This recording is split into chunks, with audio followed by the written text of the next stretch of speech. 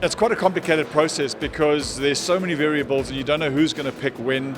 There were a number of times where you plan on picking a player and he gets picked up a slot before yours or two before yours. So you have to have options in place all the time. So it gets quite complicated, and then it being a few hours spent together just working through options that we have and things that we can do. We're very happy with the way it's gone. We're very happy with the balance we've got, the skills of the players.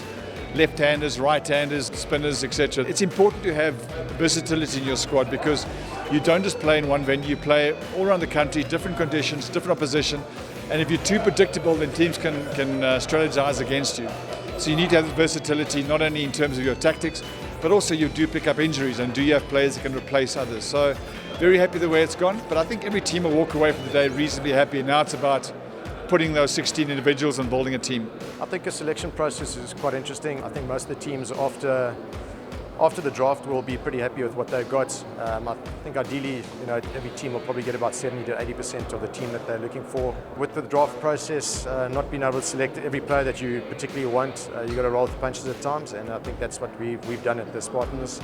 So pretty happy with the team that we've got, like I suppose every other team is. I think it'll be very competitive. Yeah, we're quite happy with the selection that we made. It came to plan because we planned it yesterday, and then we got 95% of the players that we wanted.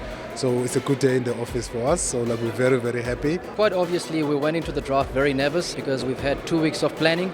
And I think the guys who were doing the job did a relatively great job. So we had retained most of the players that had played for us last season, which was a no-brainer because we had won the competition. So we were looking for players that could be a perfect fit to the guys that we've retained. So I think we've done relatively well to get good cricketers. Some of them are very young, but without a doubt we know that they can go out there and represent the Jozi Stars with pride. Yeah, look, I think there's a lot of names that you put down in your planning.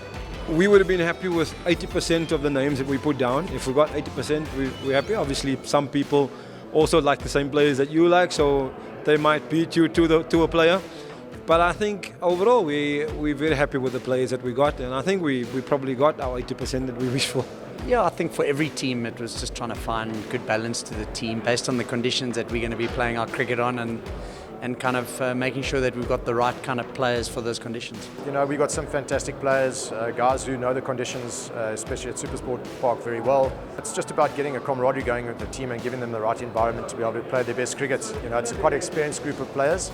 So I think that sort of will look after itself with regards to professionalism. So for us as a management group, it's getting them into Pretoria as quickly as we can and making it a bit of fun and hard work as well, and hopefully the guys produce the goods on the field. Well, I think the first thing is for us to communicate with the guys, tell them what we expect from them, so they've got a period of time to prepare. Every coach has his own thinking. It's important for you as a coach in these situations to not try and impose yourselves on them. You want to know about the players, and that's important, but at the same time you want to communicate what you expect from the players, the way they can prepare, so that when they get to the tournament, they put some work in as to the role they might play.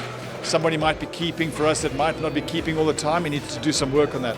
So those are the things you need to communicate, and then get together a week or so before the tournament, and from there identify and build on the different roles each player will have. Yeah, we're quite lucky that we're coming from Paarl, where our support base has grown, over the last 8 months or so. And as you saw last year, every game we played, it was a full house in Paarl, and the people of Paarl have embraced us. And we kept 8 players from last year, and then the other 8 players that we've signed now, are going to get into the team as well. And our culture will continue as we've done. Yes, there's still a couple of months still to go. There's still some planning to do. And hopefully we will do well again this year, because we did well last year to get into the playoffs. And yes, we're happy and very, very excited. They're currently still busy with SAA, and some of them are going to be busy with the Proteas. And our head coach is only arriving a week before the competition starts, and the head coach is Donovan Miller. So at the moment, everybody's going to have their downtime. They're going to be busy with their franchises, and we'll take things maybe a month from here. Look, at the moment, the first thing is to try and get some sort of team camaraderie going. Obviously, there's some new players coming in, some from last year as well, which will be easier for them to integrate.